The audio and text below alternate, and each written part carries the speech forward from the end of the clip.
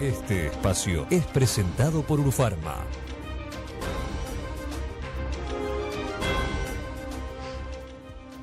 Muy bien, seguimos en la mira. En un país con tantos adultos mayores, ¿quién no ha escuchado alguna vez que un abuelo, una tía, un adulto mayor se cayó y se fracturó la cadera con todo lo que eso implica? Tenemos como invitada, un gusto, a la doctora Marisa Montes de Oca. Marisa, gracias por estar. Gracias. Marisa se hizo un máster en inteligencia artificial para salud y allí elaboró un programa que predice el riesgo de caída en un adulto mayor. Para centrarnos en el tema, en Uruguay en el 2050 se prevé que la población mayor de 65 años va a ser más grande que la población menor de 35. O sea que no es una cosa a largo plazo, es una cosa a corto plazo. El envejecimiento de la población es un hecho. pero la longevidad no se ha asociado necesariamente a una mayor calidad de vida. Una de las cosas más frecuentes que complican la calidad de vida en el adulto mayor es la caída. Las caídas en sí son un determinante de fragilidad. Independientemente de que la caída genere o no un impacto físico, el primer impacto que siempre genera es el miedo a volver a caer. Y eso genera un deterioro en la calidad de vida de los adultos mayores. No quiero salir a la calle, no me muevo. No quiero salir a la calle, mientras muevo. Mientras la doctora habla, vamos a ver unas gráficas. Son datos de España, pero me explicaba la doctora que tenía una pirámide poblacional bastante parecida a la nuestra. Y estos muertos que ven ahí, si hacemos una traslación automática, nos estaría dando que podría haber en Uruguay unos 90 muertos por año como consecuencia producto de las consecuencias derivadas de las caídas, ¿no? El otro gráfico, en realidad, este está bien que quede para que la gente lo pueda ver. Pero ahí lo tenemos. No, el anterior. Está bien, perdón. Vamos al anterior. Hay más de 1.400 personas mayores de 65 años fallecen cada año producto de esto. Una de cada 3 de mayores de 65 se va a caer alguna vez en el año, ¿no? Los gastos en salud que genera en euros. Sí, en realidad este es un estudio de España que corresponde a hace 2 años, es un estudio bastante reciente, es un estudio del Ministerio de Salud de España. Y hay cosas como muy importantes ahí, datos como muy grandes. Primero que están tomando solo la fractura de cadera, que es una parte ínfima de todo lo que tiene que ver de las caídas. Y otra cosa que me gustaría que visualicen en el gráfico es que el 10% del gasto corresponde a salarios que se pierden de la gente que tiene que cuidar a la persona que se cayó. Tremendo. Ese es un impacto que nos afecta a todos como sociedad. Se ve el sistema de cuidados acá, ¿no? Entonces, el sistema, claro, porque... Solamente en esto, solo en esto. En Uruguay hay algún antecedente de solo con registro con fracturas de cadera. Hubo otro nosotros con un grupo de compañeros de la emergencia móvil hicimos el primer relevamiento latinoamericano de caídas, que nos dio mucho trabajo porque muchas veces caída no se pone como diagnóstico. Y bueno, sí, es algo muy importante. Por eso no hay registro en Uruguay. Exacto. Y el 80% de los pacientes que nosotros vimos caen en el domicilio.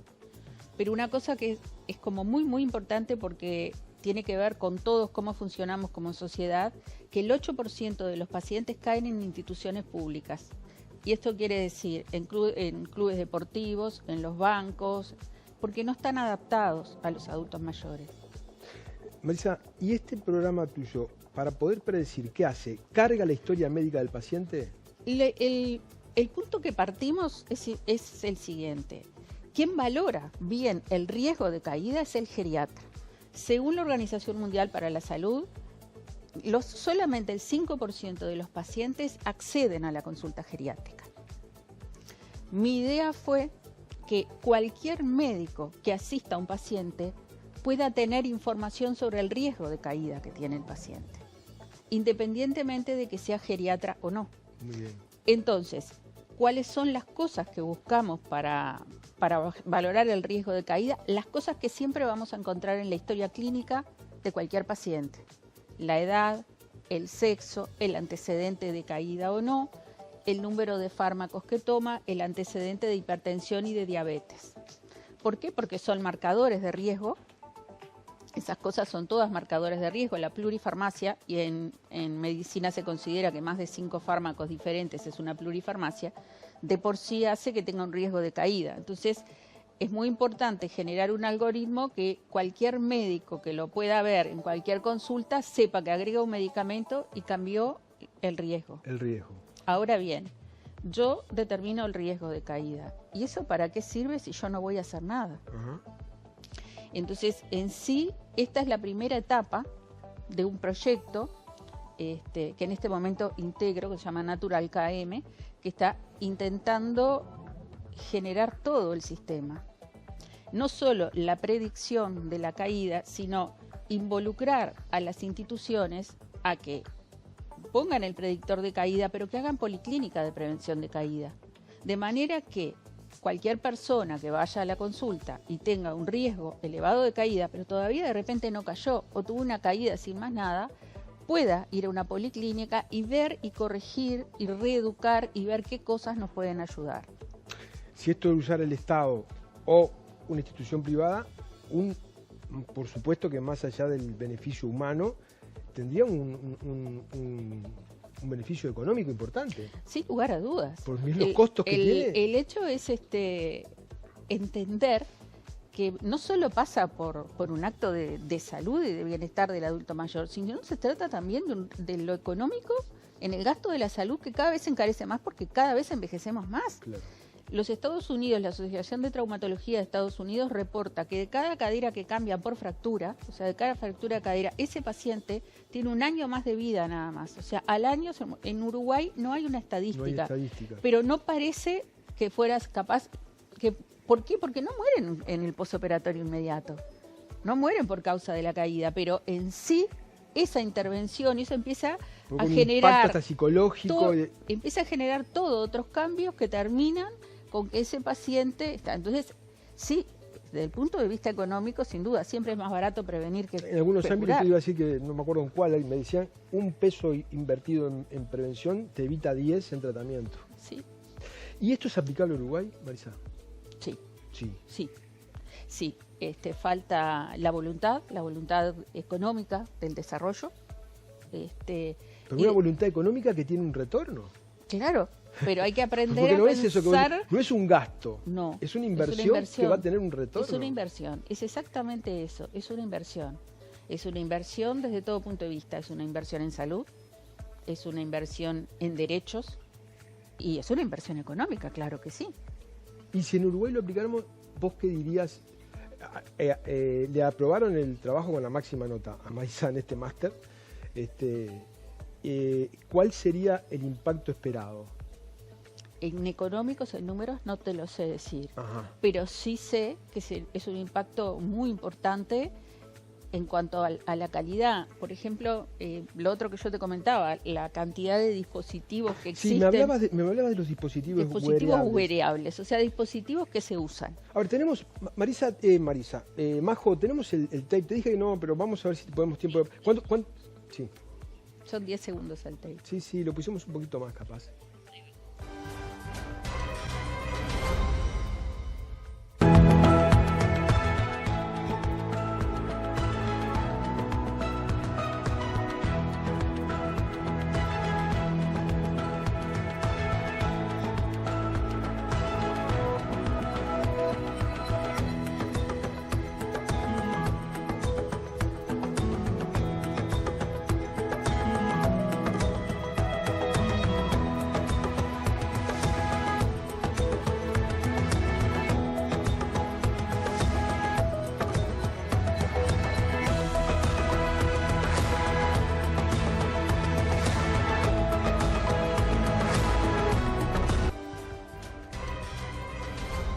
Es como un airbag de cadera. Ese es uno de los dispositivos. Y lo interesante está en que, de acuerdo al riesgo que tenga el paciente y a cómo esté, si le corresponde ese dispositivo u otro, que es un chaleco, que se pone como un chaleco deportivo, y que son para los pacientes más frágiles, que ni siquiera tienen el reflejo de poner la mano, como ese paciente, que cuando cae se desplegan todos, se despliega un casco, se despliega todo el chaleco y tapa la pelvis, entonces protege toda la columna, la cabeza del húmero, la cadera y la parte superior del fémur. Esos dispositivos en Uruguay no existen. No, y en lo que respecta, yo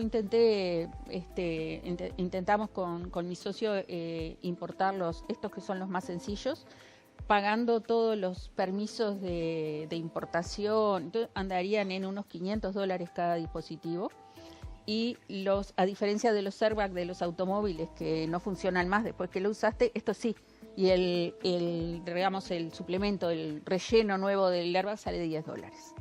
¿Y lo van a traer?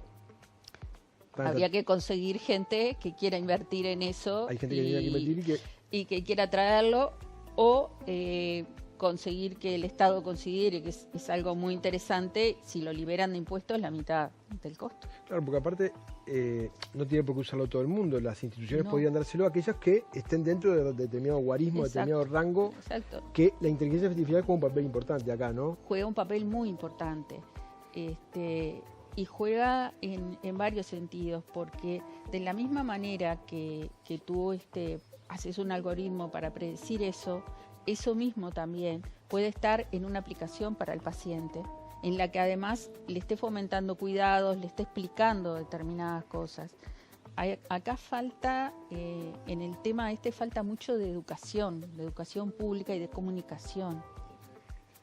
Tiene que ver con cómo se iluminan las casas. Es inadmisible, perdón porque me salgo del tema, pero es inadmisible que a esta altura en Uruguay no se exija que se construya y no se ponga un sensor de monóxido de carbono. Todos los años tenemos gente mayor fallecida por monóxido de carbono. Un sensor de monóxido sale $20 y lleva una pila al año. ¿Ah? ¿Cuántas muertes se evitaría? Exacto. Y como eso, creo que más que lo que falta sobre todo es educación, porque yo estoy segura que mucha gente que tiene a una persona frágil en el domicilio no se ha dado cuenta que es frágil.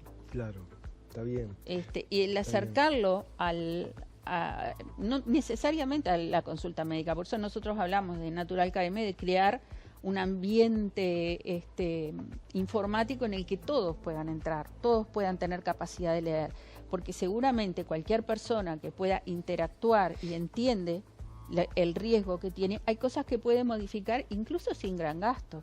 Claro, porque ante ausencia de educación, de pronto en una consulta lo que debería funcionar es la prevención. Exacto. ¿No? Es como son dos etapas, ¿no? Es como la policía que dice disuasión, prevención y represión.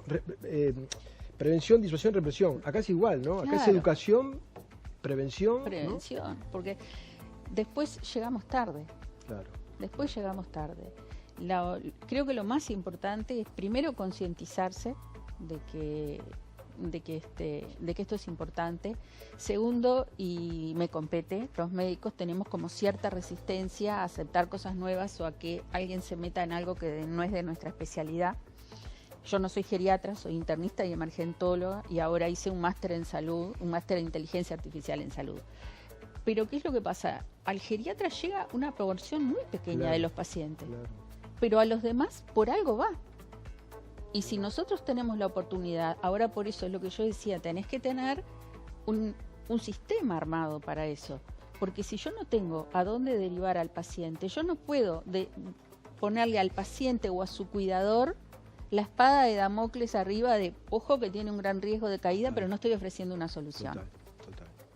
Marisa, te felicito, te quedo muy agradecido.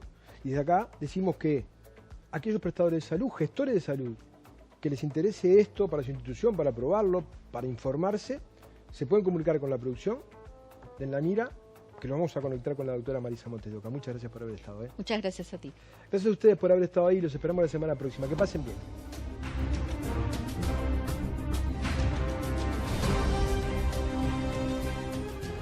Este programa fue una presentación de